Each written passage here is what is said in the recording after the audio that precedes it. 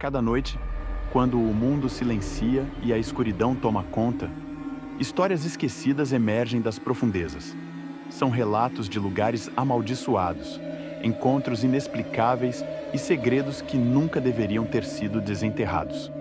Aqui, você ouvirá o sussurro do medo, sentirá o peso do desconhecido e descobrirá que a linha entre o real e o sobrenatural é mais tênue do que parece. Prepare-se, porque uma vez que você entre, não há como voltar atrás. Aperte os cintos e apague as luzes. As sombras têm muito a contar.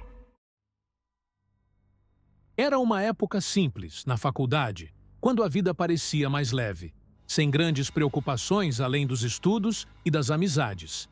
Eu tinha 3 amigos, com quem compartilhava quase tudo, desde tardes preguiçosas a festas e risadas. Morávamos no mesmo prédio, então as visitas eram constantes. Nada indicava que algo além da normalidade estava prestes a acontecer. Tudo mudou quando a irmã de um deles e suas amigas decidiram jogar um jogo que, para mim, parecia mais uma brincadeira boba. Elas tinham trazido um tabuleiro Ouija, algo que eu jamais imaginaria que pudesse ter qualquer efeito real. Mas, no fundo, havia uma sensação estranha, um pressentimento que nem eu sabia explicar. Foi naquela noite que as coisas começaram a tomar um rumo inesperado. Quando elas jogaram o tabuleiro, uma presença apareceu. Chamava-se Andrés, um menino, segundo disseram, que tinha falecido ainda jovem. As meninas ficaram empolgadas e, pela primeira vez, eu senti um arrepio na espinha. Elas disseram que o espírito, ao ser questionado sobre por que estava ali, afirmou que tinha que ir para o céu. Mas, ao ver a diversão do jogo, resolveu ficar. Eu não queria acreditar.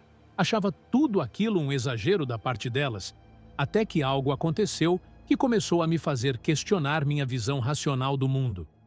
O tempo passou e, por mais que os outros tentassem fazer com que Andrés, seguindo em frente, as coisas continuavam estranhas. O que começou como uma história contada entre risadas se transformou em algo real. Meus amigos me pediam para não me preocupar quando a presença parecia se manifestar. Havia um ritual silencioso toda vez que eu chegava na casa deles.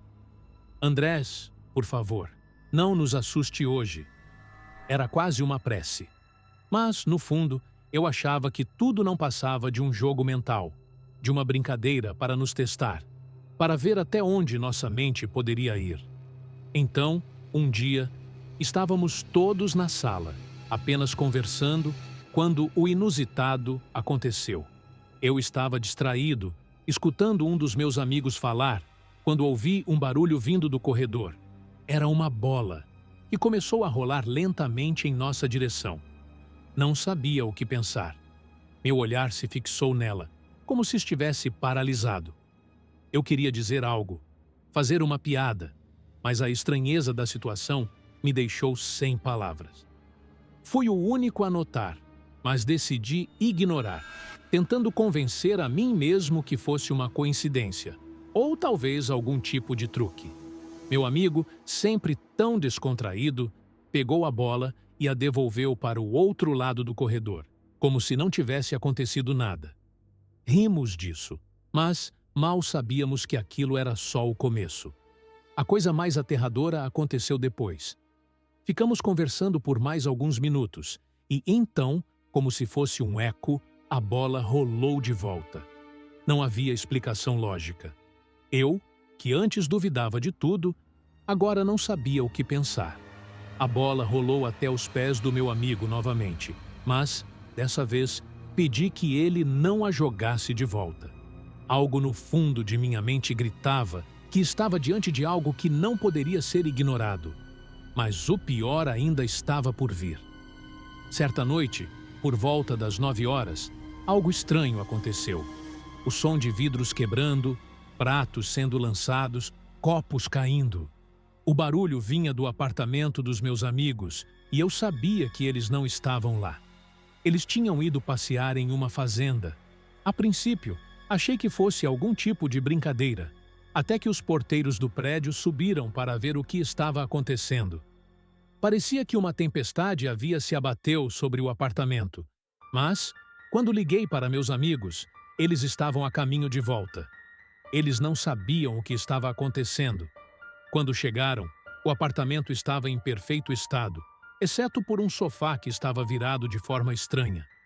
Mas não havia vidro quebrado, nada além do que parecia ser uma mensagem.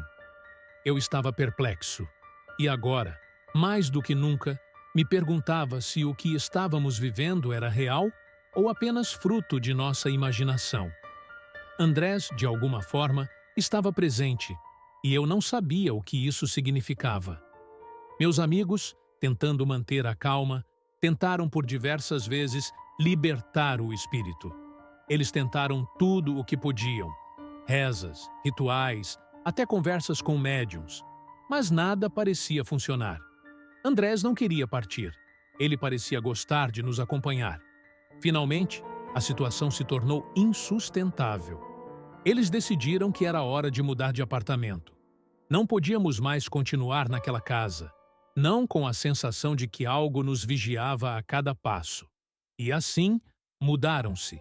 Quando eles partiram, a presença de Andrés parecia ter desaparecido, mas a sensação de que algo inexplicável havia acontecido continuou em nossos corações. Hoje, olhando para trás, eu me pergunto o que realmente aconteceu naquela época.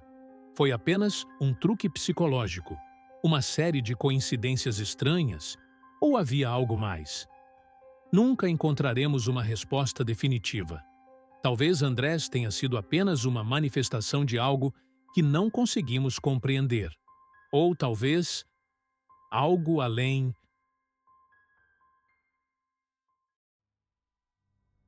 Desde pequena, algo me causava um medo incontrolável. Bonecas. Não qualquer tipo de boneca, mas aquelas que imitam bebês ou crianças em tamanho quase real. Não sei ao certo o que gerou esse pavor, mas lembro perfeitamente do dia em que tudo começou. Eu devia ter uns 10 ou 11 anos e, em uma tarde qualquer, passei pela sala enquanto minha mãe assistia a um filme. Era um daqueles filmes de terror que, para um adulto, pareciam bobos, mas que para mim, naquela idade, se tornaram uma tortura. A história era sobre uma boneca possuída, cujo espírito de uma entidade maligna, com cabeça de cabra, estava enterrado sob uma fábrica. Nunca esqueci a imagem daquela boneca, e a partir dali, o simples olhar para uma delas me fazia sentir um gelo na espinha. Por causa desse medo, minha mãe, que sempre foi muito compreensiva, se viu obrigada a guardar as poucas bonecas que eu tinha, colocando-as em um lugar escondido. Eu, por minha vez, me sentia aliviada por não ter mais aquelas coisas assustadoras perto de mim. Mas, como veremos, o destino tem uma maneira curiosa de nos forçar a enfrentar nossos maiores temores. Era um dia comum quando a história tomou um rumo que, até hoje, me faz questionar a realidade. Meu pai tinha saído e minha mãe estava lavando a garagem. Eu estava em casa, tranquila, e resolvi ir até o quartinho no fundo do quintal para brincar com meu hamster. Sempre gostei dele, seu pelinho macio e seu jeitinho rápido. Mas naquele dia, o que deveria ser uma diversão inocente, logo se transformou em um pesadelo. O quartinho era simples, com uma estante velha, onde meu hamster ficava em sua gaiola.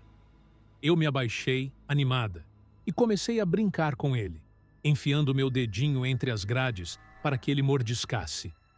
Foi quando algo estranho aconteceu. Senti um peso repentino cair sobre mim, como se o ar tivesse se tornado mais denso. Levantei-me rapidamente e, ao olhar para o lado, percebi o que tinha acontecido.